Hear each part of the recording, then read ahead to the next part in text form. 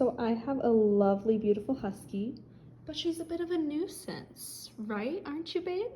Like, look at what she's done to the blanket on her chair. Oh, and also look at the food she just has on the ground. What is that about, baby? So I wanted to give you a short little guide of like what I think would be Husky, or really any dog, essentials for dog care. Look at the baby. She's so distracting. Oh my goodness. So this one's not really Kyla approved, I wouldn't say, but it's a Dremel. So she acts like a freaking drama queen. I'm trying to open this with one hand.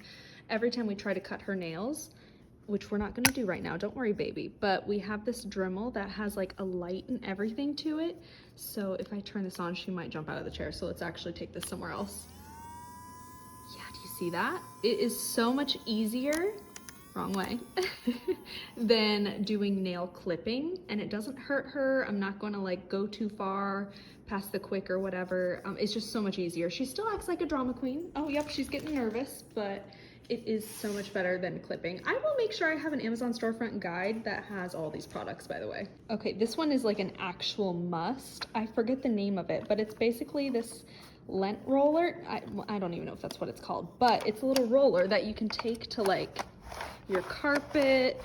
We do it to our bedding a lot, and if you just pop it open, I've recently cleaned it out, but all of her fur gets trapped in here. It actually works, you guys. It's actually so magical. So we use this all the time, and it's so nice because we have like lint rollers that are sticker things, but those cause a lot of waste, and like we're not going to use that on our furniture and stuff. So this is so much better. This is like, you have to have this if you have a pet. This is crazy random, but we have found that on low activity days, Kyla still, of course, needs a little bit of activity, whether that's mental or physical. So we take these Easter eggs, which I have way too many. I'm super duper aware of that, but we take these Easter eggs and put little treats in there and hide them around the house, and we do a little Easter egg hunt, and it's the most fun, cute little thing in the world because she really does take these and just pop them open with her mouth. It totally works. It's so easy.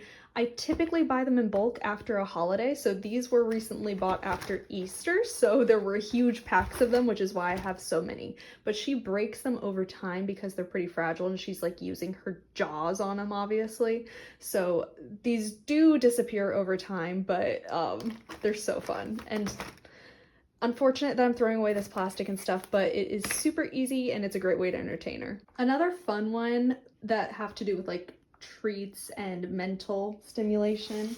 She's paying attention. She's like, what you... Sorry, she's trying to talk. She's like, what you got for me?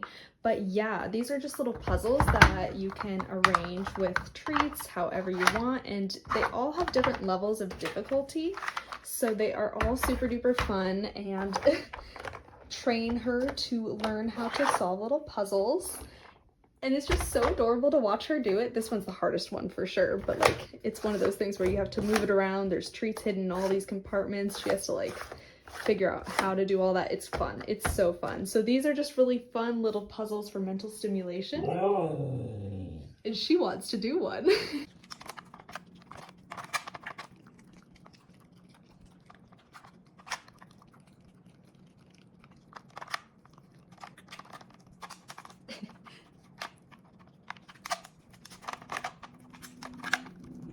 Another one is just having a lot of freezer space because I meal prep for her. She does eat kibble, but I do like to make little portions of chicken with maybe beans and some veggies, sometimes some sort of grain in there.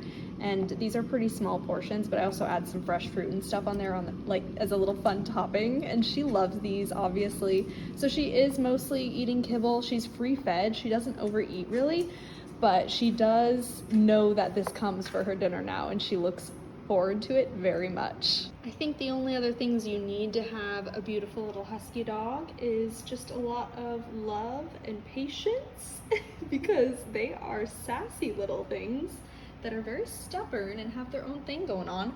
And also, it is kind of a tougher dog breed, I would think, for people that are suffering with chronic migraine or really intense, frequent migraine symptoms, because they do need a lot of exercise. Typically, they're very vocal. You did hear a little bit of her voice earlier, but she's actually a pretty quiet husky. But yeah, they do yell a lot and get sassy with you, which if you aren't feeling very great, maybe isn't the best fit, but I always think it's super charming regardless of how I'm personally feeling, so it totally works for me, but I'm a major dog lover. If you have any husky dog, living with dog and migraine questions, I would love to hear them, and Kyla might love to answer them herself.